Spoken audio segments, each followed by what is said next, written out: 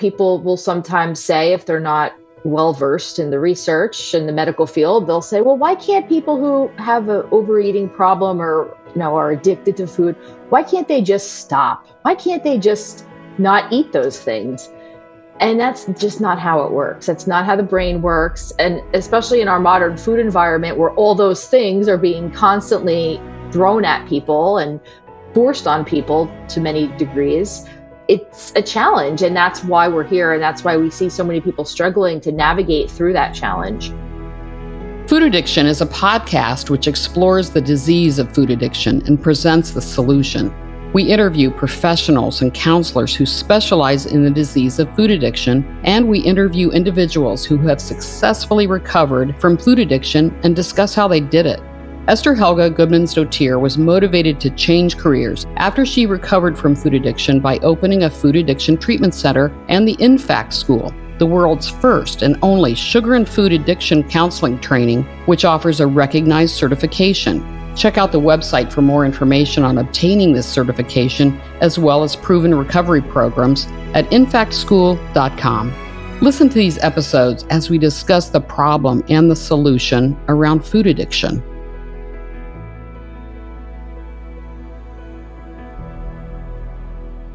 I'm Susan Branscome. I am a recovered food addict and the host of this podcast, an InFact School podcast, Food Addiction. On the podcast today, my guest is Dr. Nicole Avena. Welcome, Dr. Avena. Oh, thanks so much for having me, Susan. I'm excited to talk with you. Yeah, I'm excited too. I'm already getting chills.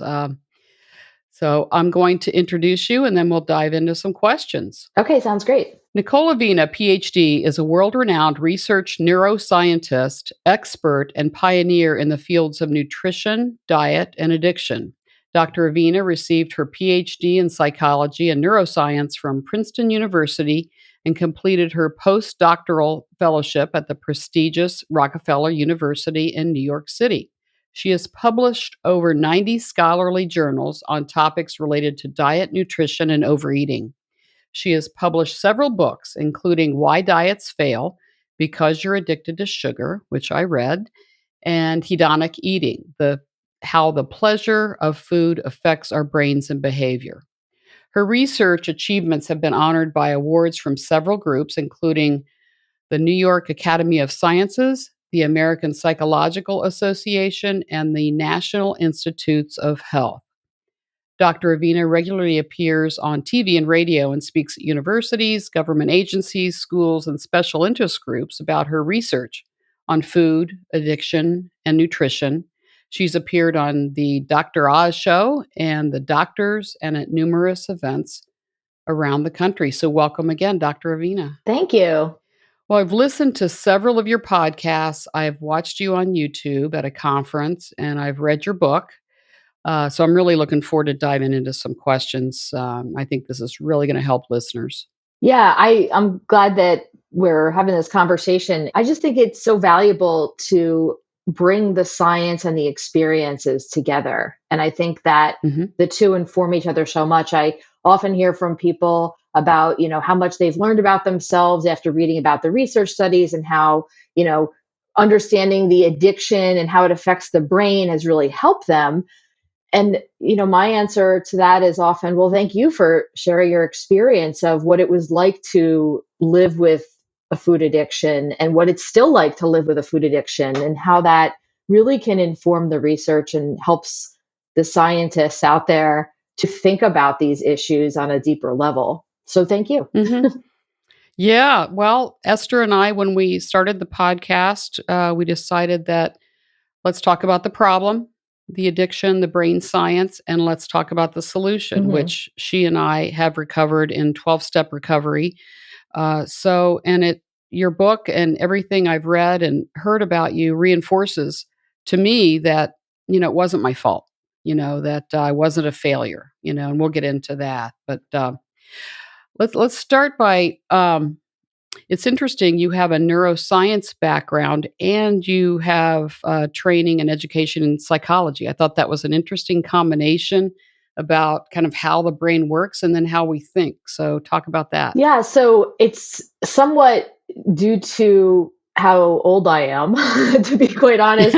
So when I was doing my PhD, this was back in the early 2000s, there weren't really any standalone neuroscience programs. Most neuroscience PhD programs were housed within another discipline like psychology. So at Princeton University, which is where I did my PhD, the neuroscience program was really an arm of the psychology department. And so I had the fortunate experience to have that happen because I think a lot of what I'm interested in from a neuroscience standpoint really does intersect with psychology. And, that whole biopsychosocial approach to understanding problems is really a foundation of what I've used in my work. So I think having that experience has actually been really wonderful. Nowadays, most programs that are out there at universities have their very own neuroscience department. Even at Princeton University, where I'm still a faculty member, we have, a standalone neuroscience institute now. It still collaborates with the psychology department, but it's more of its own entity at this point. Yeah. Well, one of the things you say is sugar addiction is real and it isn't your fault, which I mentioned. And you also say in the book, high calorie, high sugar foods are easily accessible to many people today, and portion sizes have increased dramatically over the years. So, talk about both of those things. The addiction's not our fault, and then the change in foods in our society. Well, the piece about addiction not being the person's fault who's addicted, I think that's a larger issue beyond even food addiction. I think we're seeing that with other addictions, drug and alcohol addiction, for example. There is still, unfortunately, this stigma that some people hold where they think that addictions are a moral failing, where it's the person's fault who's addicted. And that doesn't take into consideration the biological factors, the genetic factors, the fact that our environment is plagued with all of these addictive substances. Even alcohol. I don't know about where it is where you live, but I know where I live, you could go in the grocery store. Sometimes I think there's more alcohol in the grocery store than there is options for food. I mean, it's just insane. Yeah. And so we have very easy access to these highly addictive substances, and especially, for the purposes of our discussion, food. And it's something that we, don't realize is in our environment. It's taking over, it's hijacking our brains when we eat these things. And that's what's perpetuating the addiction. And I think that that's really the piece that I think is very important for people to understand, because when we talk about food addiction, people will sometimes say, if they're not well versed in the research in the medical field, they'll say, well, why can't people who have an overeating problem or, are addicted to food, why can't they just stop? Why can't they just not eat those things? And that's just not how it works. That's not how the brain works. And especially in our modern food environment where all those things are being constantly thrown at people and forced on people to many degrees, it's a challenge. And that's why we're here. And that's why we see so many people struggling to navigate through that challenge. Hmm. Yeah, you have a definition in your book on food addiction, which is pretty simple, but I like it. It's food addiction is a dependence-like relationship with highly palatable foods, such as those high in sugars. And I would put carbs, flour, other trigger and binge foods in there. So it's a dependence-like relationship with these foods, right? Yes. And I think that when people start to really evaluate their relationship with food and start to think about the reasons why they eat certain foods, their emotions around eating certain foods, they start to realize that it is a dependence like relationship. It's not a healthy relationship. I mean, the purpose of food is essentially to fuel our bodies and to give us nourishment and calories and to give us nutrients that we need to stay well and to function throughout our day. And I Hmm. think when people who are struggling with eating a healthy diet start to reflect on, what is happening and their relationship with food, they start to see that they're not using food as a way to nourish themselves. In many cases, they're using food as a way to self-soothe, as a way to make Yeah. themselves feel better because of some other issue in their life. Um, and also as just a way to cope. And I think that food for many people can unfortunately become a coping mechanism for dealing with stressors, in some cases, for overcoming other addictive substances. Food can simply become the replacement substance because it's socially acceptable, it's legal, and it's considered to be innocuous to most people. But the reality is, food addiction can be just as dangerous and deadly as drug or alcohol addiction. Sure. Yeah. I experienced some of what you're talking about, which is my husband used to say, "Why can't you just eat in moderation?" And I'm like, "I don't know why I can't eat in moderation." I dieted for 43 years and I was really successful on them until I started to use food again, which I did because of what you're talking about, which are the stressors. I was working really too long, which is another addiction. Work can be an addiction. And I was working 10, 12 hours a day to be successful. And yeah, I was using food to calm myself. In the book, you say many of the diet programs out there should work, but they don't. People go on a diet, then quit. Weight regain and yo yo dieting have become common and a vicious cycle for too many Americans. And you say if you are psychologically and chemically dependent on added sugars and excessive amounts of carbohydrates, your addiction may lead you into a vicious cycle of overeating, withdrawal, and craving for these foods. We're going to talk about tolerance, withdrawal, and craving, but talk about the diet programs and we're going to talk about dopamine as well and the neurotransmitters. But these diets, I mean, I was really good at it. I could lose 50 pounds and then but I would gain it back and more, right? Right. And I think that's the problem. It's an industry.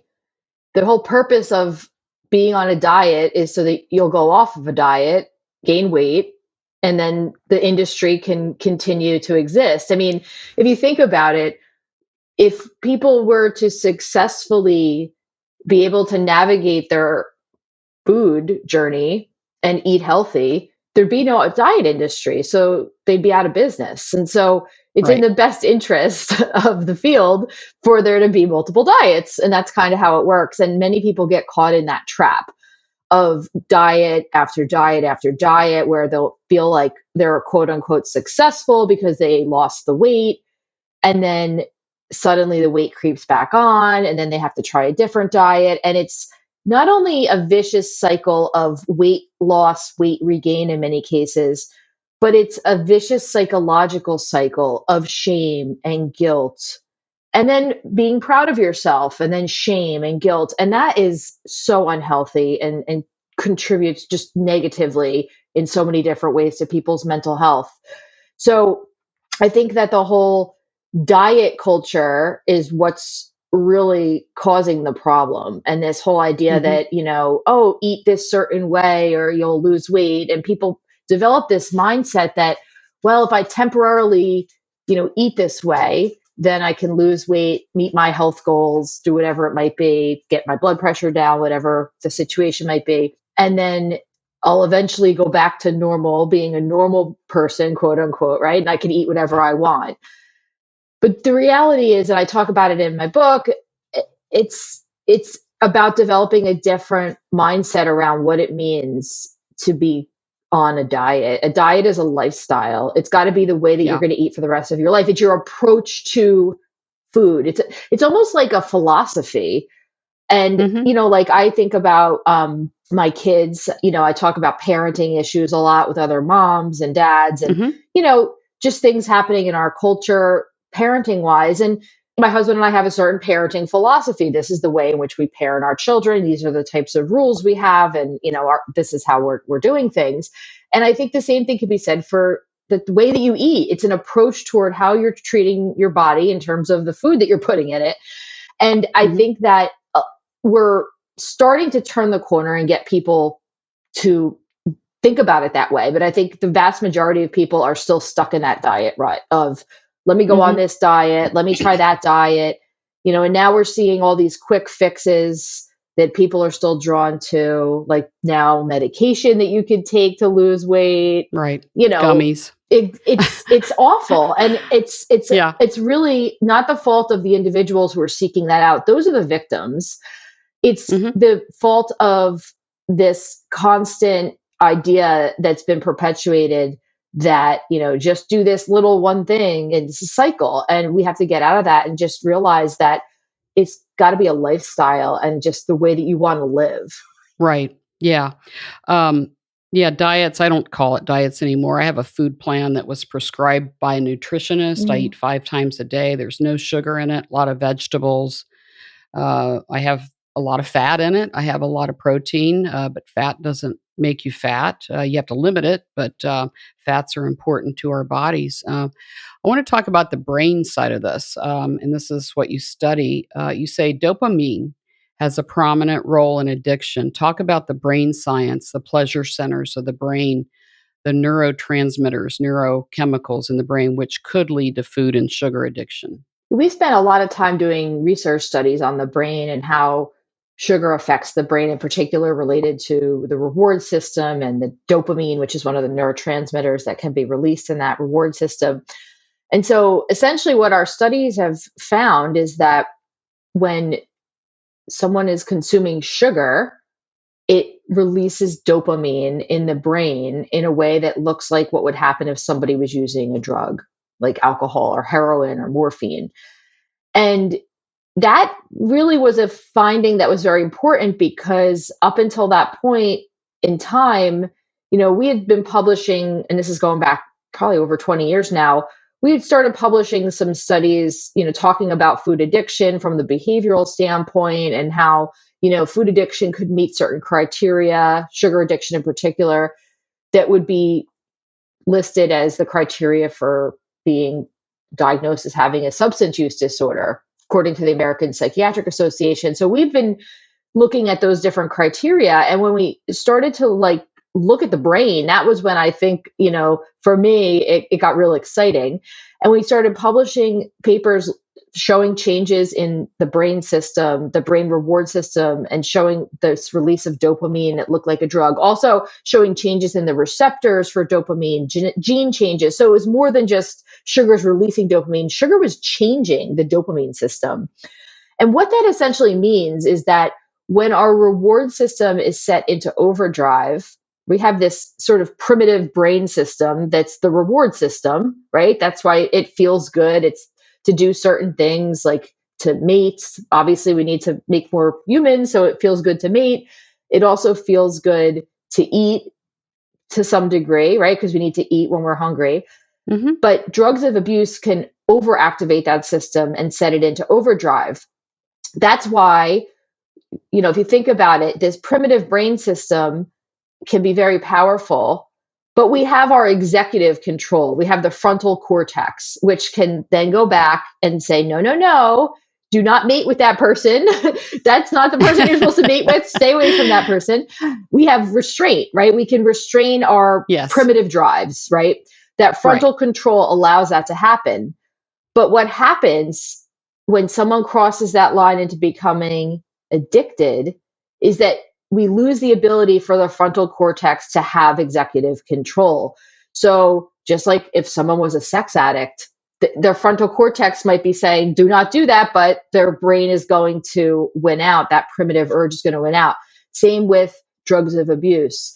Even though the frontal cortex is telling that person, do not use drugs. And even in the case of someone who's struggling with a food addiction, do not eat that, make better choices.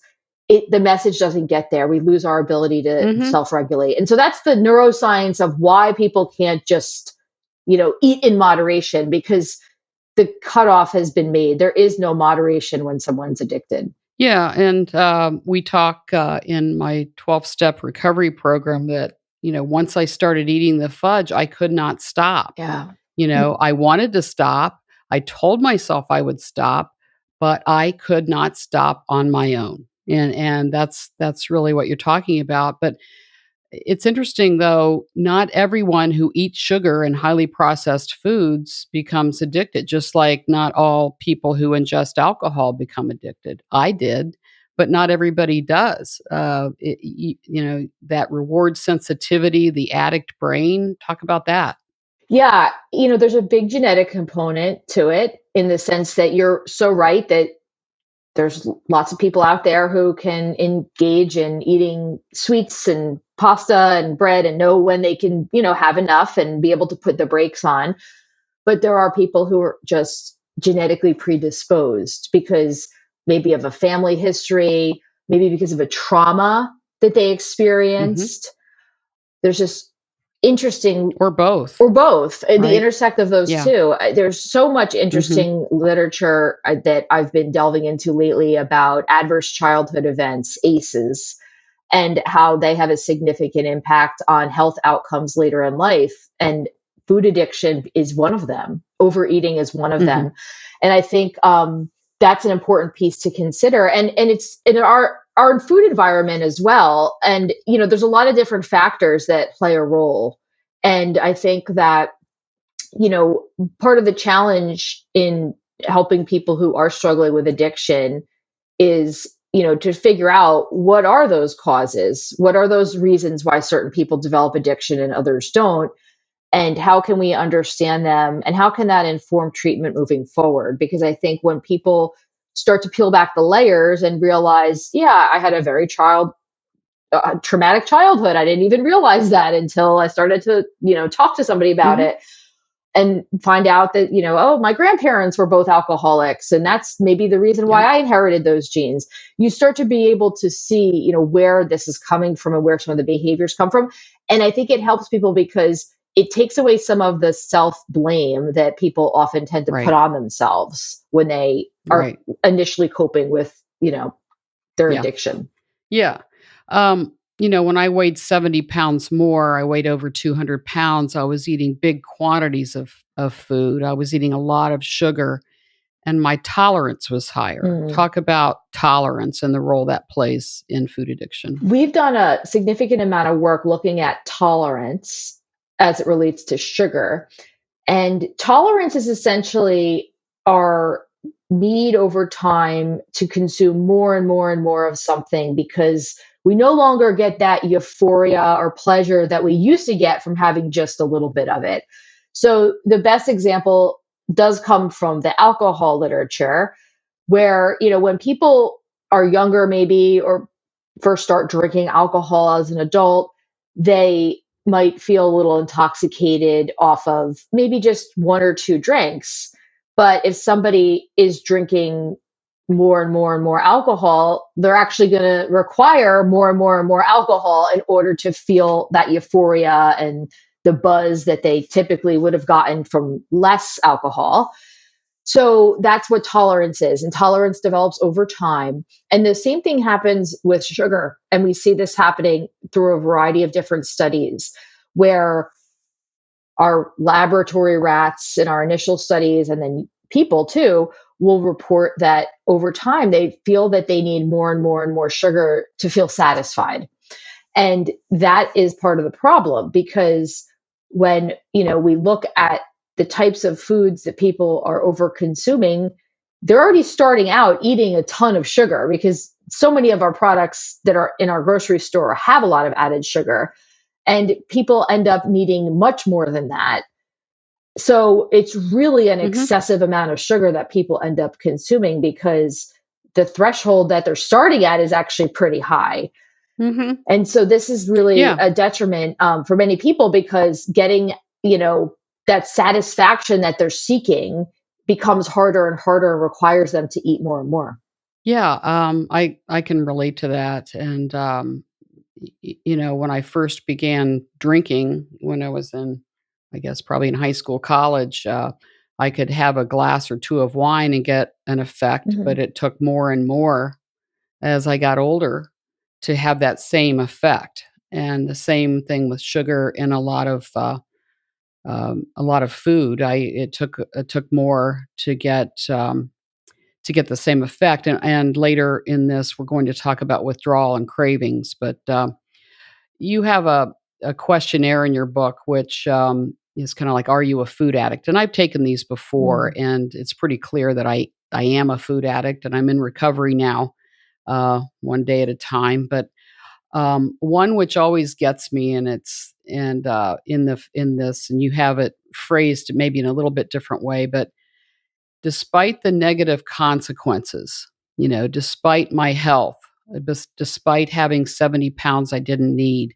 I had diabetes, high blood pressure. I have had 4 joint replacements. My family was worried about me. I felt out of control. I felt like a failure on diets, but I continued to eat in the same way despite the negative consequences. And that really is a sign of an addict, right? It is. And I think that this is an important point, and I'm very glad that you brought this up because, I mentioned earlier we have these criteria that the American Psychiatric Association has in their DSM, which is the Diagnostic and Statistical Manual of Mental Disorders, that catalogs the criteria one needs to meet in order to be diagnosed with having a substance use disorder or an addiction. And I think that the use, despite negative consequences, is a social construction. So if you think about it, let's just take the example of somebody who maybe is an alcoholic. A negative consequence might be I got pulled over and now I got a DWI and now I have to go to jail and I lost my license. That's going to hit home. That's a Hmm. social construct that we've created to prevent people from drinking and driving, and that's the punishment. The problem with food addiction is that it's now normal to be obese. So if the side effect of your food addiction is that you're obese, well, 60% of the country is obese. So you're just normal then. It's not really like you're any different. Same with having diabetes, same with having high blood pressure. It's not like you're going to go to the doctor and they're going to scream and yell at you for having diabetes. They're going to say, well, okay, you're basically just like everyone else that I see in my practice. So here's some medication and here's some more Right. pills and go be on your way. Right. And so I think that unfortunately, many of these disease states have become normal and we've normalized them as a result. And I've had conversations with people who they don't really feel bothered by the fact that they have been diagnosed with Hmm. prediabetes or that they have high blood pressure. And it's obvious that their blood pressure is due to excess body weight and probably would go away if they were to lose that excess body weight. And unfortunately, I think that many times the food addiction piece gets lost because of this whole negative consequences. People don't see those things as really negative consequences because they're just normal consequences now. Yeah. Well, there's societal, acceptance, and that's what my doctor did scare me about the diabetes, but I had taken high blood pressure medicine for many years, probably 15 years. I took two high blood pressure medicines, but I don't have anything now. I don't take any of it. I mean, it was obesity related, all of it. You say 60% of our US population is obese, Overweight or obese, yes. Yes, and those numbers are overweight going or up. obese. Yeah. And those Yeah. numbers are going up. And, when we look at the younger generations, we're seeing the numbers trajecting even higher. So Mhm. I think we're going to see that, if anything, those numbers will continue to go up as the years go on. Mhm. Yeah. You have in your book something called the Sugar Freedom Plan, and you talk about it's a way for sugar and food addicts to wean themselves off sugar. But I guess from my experience, I was a critical level food addict, and I don't know that that would have worked for me. Right, And I think you know where I'm going here. For people that say just drink one sugary, just eat one cookie, just drink one Coke, right. or something.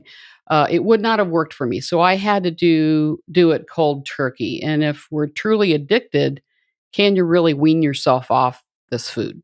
Yeah, it's a really great question. And this is something that comes up quite a bit because when we talk about addiction, most people think that if you're addicted to something, you have to give it up, right? If you're addicted to cocaine, I'm not going to tell you to just do a little cocaine. I'm going to say, don't do any cocaine, right?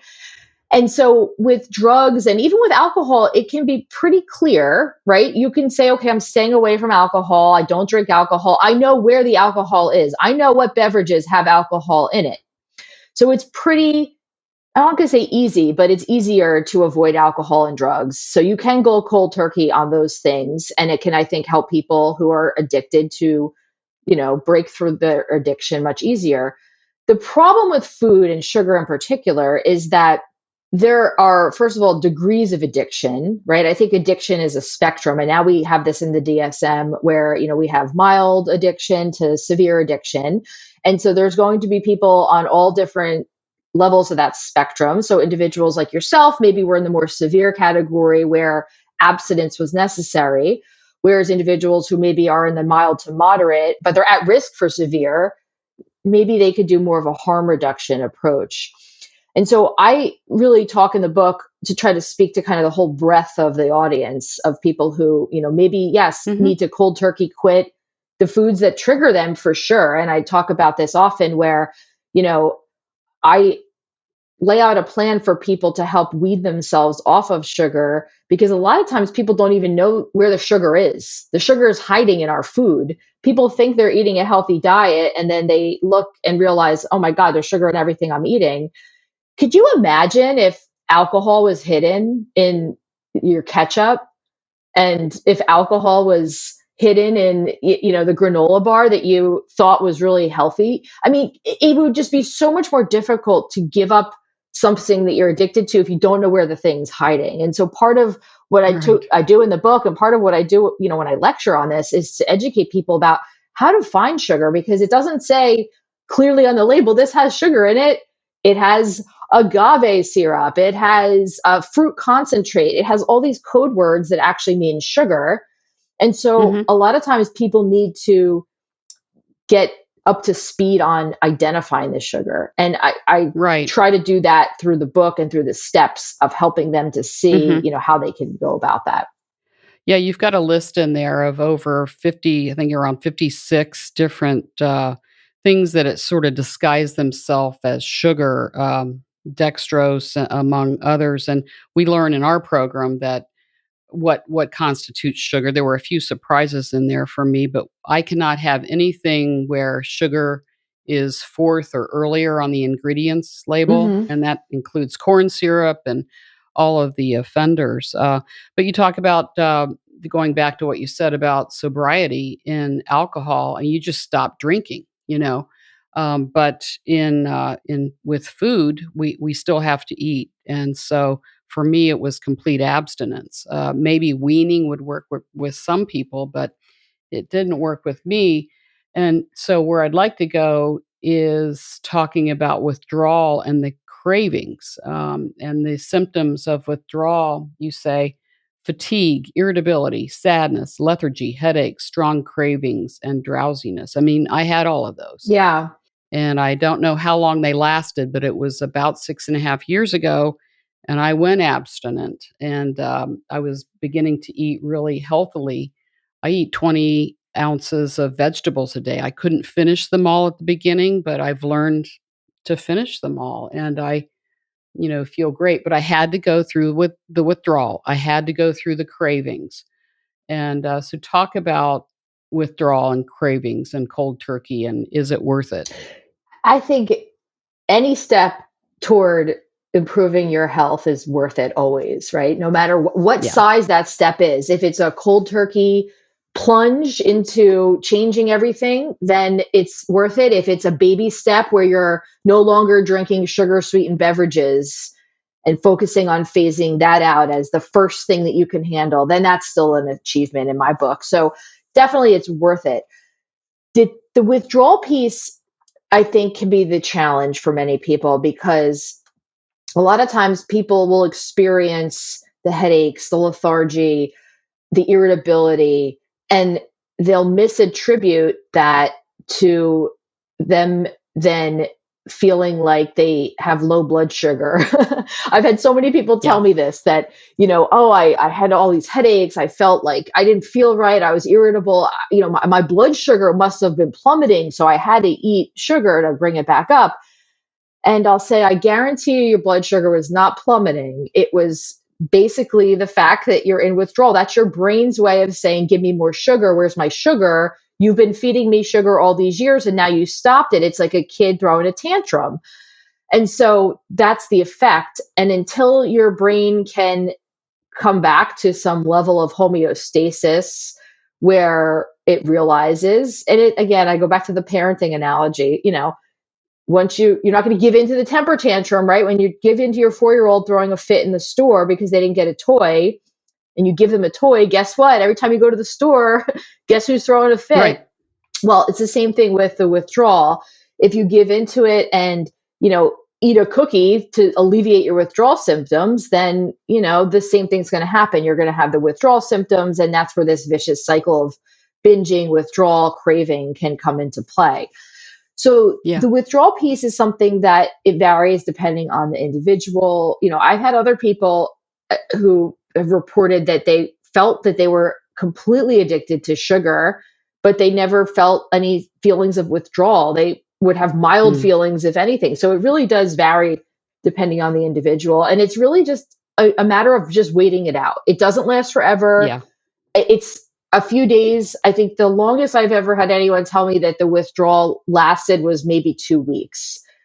And during that period, that's when you really just need to focus in on your goals and focus in on why you're doing this, and know that your discomfort from your brain healing is necessary. And that's really the opposite, Mhm. right? Because people, as humans, we tend to think, oh, if we don't feel good, if something doesn't make us feel good, we shouldn't do it, right?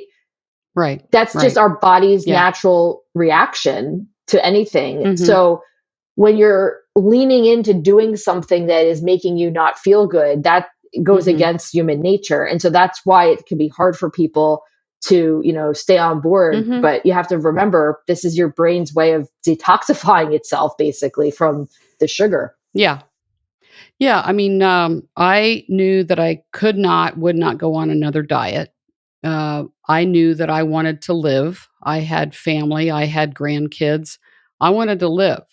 And I really knew that I had reached the bottom and I had to completely surrender, that I could not do this on my own. And you talk in the book about having support. Mm, Maybe that's family. Withdrawal is tough. Cravings can be tough, but it really is worth it. And I use a 12-step recovery program. I don't diet anymore. And, I do it a day at a time. So it is possible to live, like this. One of the things that I think is very interesting about addiction that you talk about, and this is the case with alcohol or food, in latent addiction, like I had in both alcohol and food, say someone is addicted to drugs, critical level sugar food addict, it's not about eating the stuff for pleasure anymore. right. It's about avoiding the withdrawal, Exactly. right? Which is not always understood, right? Right. And so I talk about this quite often, and I teach a health psychology class at Princeton to undergraduates, and the opponent process theory of addiction comes up quite a bit. And so the opponent process theory is this idea that when people first start using an addictive substance, they get high when they use it, and then they have a mild low after the drug wears off, but then they kind of go back to normal. But what happens when someone's addicted is that their baseline is way low. So they're using the substance, they're starting the day feeling like crap. They're Yeah. using the substance to try to just feel normal again. And so Yeah. the high that they get actually isn't really a high, it's just getting them back to normal. And it's fleeting. And then that goes away. Yeah. And then they're back down below baseline again. And so it really becomes a situation where people are just using the substance just to try to feel normal. And that's an awful feeling to have to live with every day because people feel Mhm. trapped. And so Yeah. that's the crux of, you know, why people use. Yeah, people have this misconception that people are using drugs and alcohol and food to feel good. It makes them feel good. It doesn't. It makes them feel normal. Doesn't make them feel Mhm. good. And Right. so it's not that these people are just, pleasure seekers and hedonic seekers. No, not at all. If anything, they're struggling and they're just trying to like grasp at the life raft and Mhm. really just, get back to some state of feeling normal. Yeah, we know that, the obesity rates are, unbelievable. When you go out in society, you see it. We say that we wear this disease, Obesity can be a symptom of food addiction, Hmm. not always. Right. Let's talk about the changes in the availability and types of foods. My great grandparents in the early 1900s did not eat this way. That was really only, about 100 years ago, 120 years ago, which sounds like a long time, but it wasn't. They had a farm. They ate whole foods. They didn't eat foods with preservatives or processed foods. They ate chicken, beef, they ate vegetables from their gardens. Nobody was overweight back then. Sugar was not really available, it wasn't highly processed. So, talk about what's changed. And you did not see this kind of obesity that you see, back then that you see today. When I was in elementary school in the 60s, there was one guy that was overweight. There's one kid, you Yeah. know? So talk about what's changed. Yeah, and that kid, it was probably a genetic obesity, right? I'm sure if you look at Yeah, his whole family, they were probably all overweight to some degree. they were. It wasn't Yeah. due to the food environment, which is the reason why most people are obese these days. And so the big thing that's changed is what we eat and how much of it we eat. And when you take a look at the reliance on processed foods that's developed, it's just astronomical. And if you go into a grocery store, you see this, right? You could hang out in the perimeter of the grocery store. That's where the fresh products are that are going to, spoil in a couple of days. So you got to buy them and eat them. The rest of the grocery store is filled with aisles and aisles of highly processed, man made concoctions of ingredients that people say are also food. I've actually been doing a lot of talking lately in my lectures about this idea that we really need to reconstruct the definition of what a food is, because I think that's a big problem. We keep saying, like, oh, just eat food, eat food, eat food. And on one hand, you have Pop Tarts that are considered a food, which, for those who are familiar with what a Pop Tart is, it's this like pastry thing. It's supposed to be a breakfast item. It's marketed Yeah. toward kids, but it's essentially a man-made combination of like tons of different ingredients, dyes, preservatives. Yeah. And then carrots are also a food, right? So you have two completely different ends of the spectrum, in my opinion.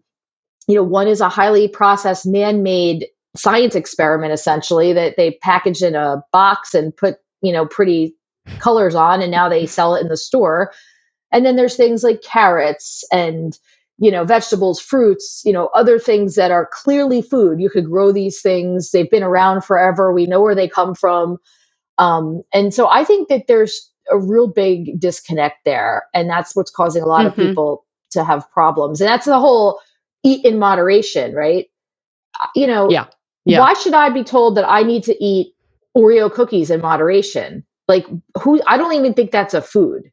It's not on my No, it's not. radar as a food. Yeah. So that's really, I think, a big piece of this that we need to start talking more about is, how do we define Mhm. what a food is? Because my foods might be different than someone else's foods. We're gonna talk about, some of the things that are going on here, but we know that sugar the minute that we say that sugar is an additive and not a food, the landscape in the universe will change. One of the things you say in the book is sugar is a toxic substance and can contribute to multiple health conditions.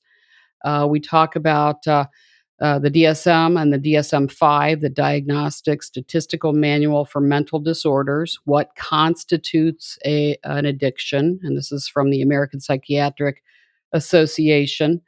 And food addiction is considered more of a psychological disorder versus a substance use disorder. And I understand from this, and I'm not an expert, but there are 7 criteria with the APA and the DSM that constitutes an addiction. But one of the problems is the broad category of foods. What constitutes a food that's addictive? Processed foods, sugar, flour. So, talk about what's going on here. Yeah, I think this is where we're kind of stuck right now with getting food addiction recognized by medical organizations, by the APA, because we need to get on the same page again with what a food is. I think that's where it begins, right? Because, I'm Mhm. not talking about people who are overeating broccoli or overeating lettuce. Like that's not happening. So, those are the foods. The sugars and the highly processed foods are the ones that are the problem. And so I think that's where we're kind of up against the wall, because whenever, I've presented this work to those agencies, the big pushback is always, well, you need to eat food to survive. So we can't say food's addictive. That's the answer, but it's really not all foods, it's certain foods. So we're doing research to try to elucidate more clearly which foods we're referring to when we talk about food addiction and sugar addiction in particular. I also think it's really been a challenge, just getting acceptance of this whole idea of food addiction amongst the broader community of individuals out there, due to the fact that we have so many people who are, I want to say, in denial of their food addiction. And, like you mentioned earlier, many times people can become obese as a result of food addiction, but I see this among kids.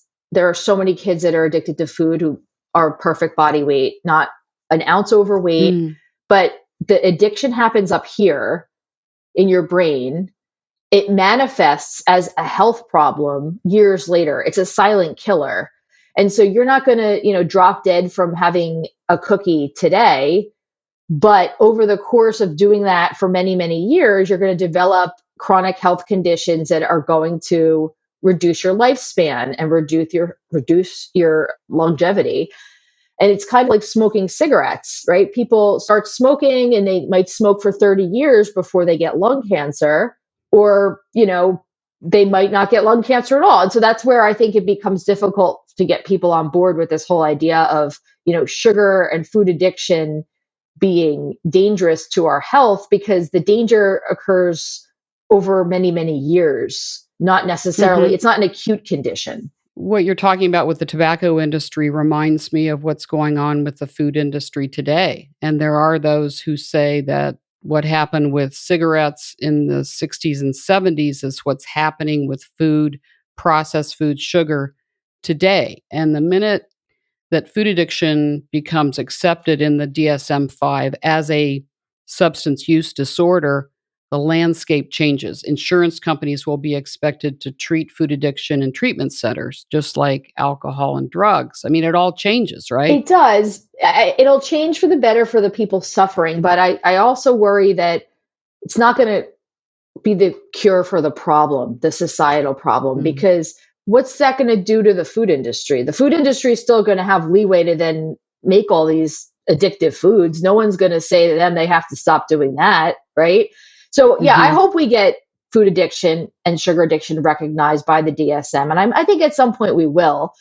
And I want that for the people who are struggling. But what I want more is for us to not have this happen to begin with, right? Because it's going to be a Yeah. vicious cycle. So the food industry can continue to make all these addictive foods. People can get the diagnosis of food addiction, get treatment, and it's a cycle that's going to perpetuate itself. And I just think that Mhm. we need to approach it on multiple levels and do more to make our food environment better so this doesn't happen to begin with. Right. It kind of reminds me of Nancy Reagan, in the 80s with drugs. Just say no. Yes. And it's just like drugs. This is not a supply problem. It's a demand problem. It's a Right. supply problem, but it is a demand problem. And until people start not demanding it, it will change the food industry. But Yes. there's a lot of, as you've said in other podcasts, there are a lot of lobby efforts out there in the food industry. It's a huge industry of PepsiCo, Kraft, the food industry. To me, it is, I'll just say this for me, there's a conspiracy here, I think. Get and keep people addicted to sugar. Absolutely. Absolutely. I don't think it's a conspiracy. I think that's what's actually happening. That's the truth. Yeah. And I think that, the diet industry is playing into that. The whole, everything in moderation. I mean, that's basically perpetuating this whole idea that we should be able to have all of these toxic foods, just eat them in moderation, even though they're Mhm. hijacking your brain and causing you to not have executive control over your decision making. You should still be able to eat them in moderation. it doesn't work, right? So the logic Right. just isn't It there. doesn't work. Yeah, does not work. Well, as we close out, a couple more questions for you, Dr. Ravina, and this has been great. I've loved your book. I've loved watching you. You're a pro at this, and thank you for everything you do, especially around childhood obesity and making sure kids are eating better. You study the disease. I'm sure you've seen the benefits of recovery, 12-step recovery, and other methods, right? Mhm. So talk about that. When people are able to get a handle on their situation and are able to start to enter recovery and make the changes and put the work in to better their life, the value that they get and the reward that they get is just so much greater than anything that they got from food. And they start to see how much better they feel. And, again, it's not all about weight loss, right? Because I've worked with many, many people over the years who didn't need to lose weight. They were able to somehow miraculously manage their weight, but they were more focused on their addiction to food and the psychological addiction, the preoccupation with it. That was what is driving them. And when you can break free from that and you have the ability to, be in control finally, that is so empowering. And that is something that people don't want to give up once they have it. The control piece is, I think, the most important reward that people get. When you get back control of your life, you're never giving it up again. Because when you know what it's like to not have control, you don't want to go back there. And so once you get it Yeah. back, it's not ever getting given up again. I'm not going back there. Yeah. I've never felt healthier. I'm 64 years old and I've never felt healthier in my life That's amazing. And than I and do that's, right now. that's really the whole goal should be, I want to feel good. I want to feel as Yeah. healthy as I can. And I always tell people, it's so rewarding and exhilarating to be able to walk around and know that you're doing everything you can to feel the best you can and to take the best care Mhm. of your body. And your body will pay you back. I mean, it will, because you'll be able to walk up Yeah. flights of stairs, no problem. You'll be able to, walk down Right. the street. You're limitless. And to get Right. that power back is just so Yeah. rewarding. It is cool. I can play basketball with my 8 and 6-year-old grandsons for an hour without getting out of breath. I Yeah, mean, I couldn't do that right. before, so it's a blessing. It's amazing. Last question. What is your hope for our world in the next 5 to 10 years around food addiction and obesity in our country? Well, I hope that we can continue down the path that we're on of people like yourself and other scientists that are out there like me, really advocating for the importance of making people aware of this issue. And my hope is that we'll start to see some real changes in our food environment, especially amongst young people, especially amongst Mhm. parents with young children, Yep. because I think that's really an important part of reducing the problem, is making sure that we're not essentially raising another generation of little sugar addicts that are going to grow up to Yeah. become, you know, overweight, diabetic, high blood pressure 25-year-olds, because that's essentially what's happening.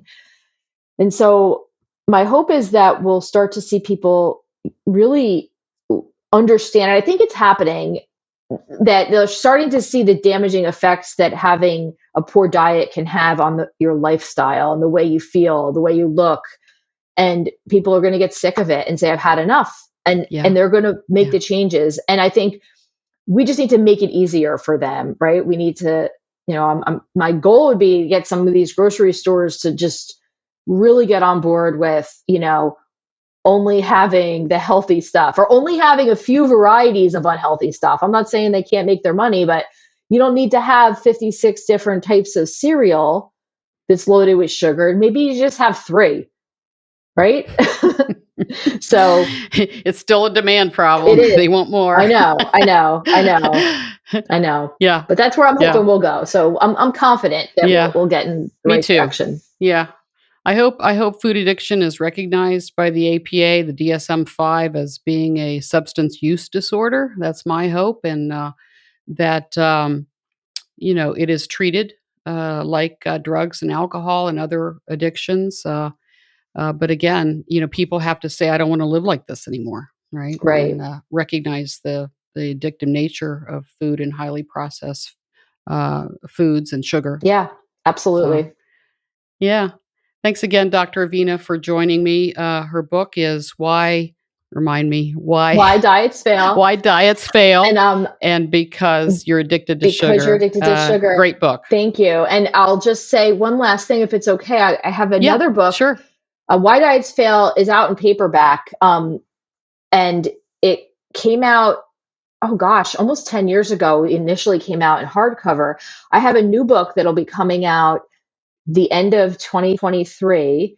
It's called Sugarless. And it essentially picks up where Why Diets Fail leaves off and walks people through the latest research on sugar addiction, how you recognize sugar in your diet, how do you cope with, some of the things we didn't get a chance to talk about, like those alternative sweeteners, stevia, monk fruit, all these, you know, other factors that play a role in addiction. How do we deal with people pushing sugar on us, the psychological, Hmm. social piece of it too. So that will be out in December of 2023. It's called Sugarless, and you'll be able to get that wherever books are sold. Barnes and Nobles is the publisher, so I'm really excited about it. It can Okay, help a lot of people. cool. And what is your website?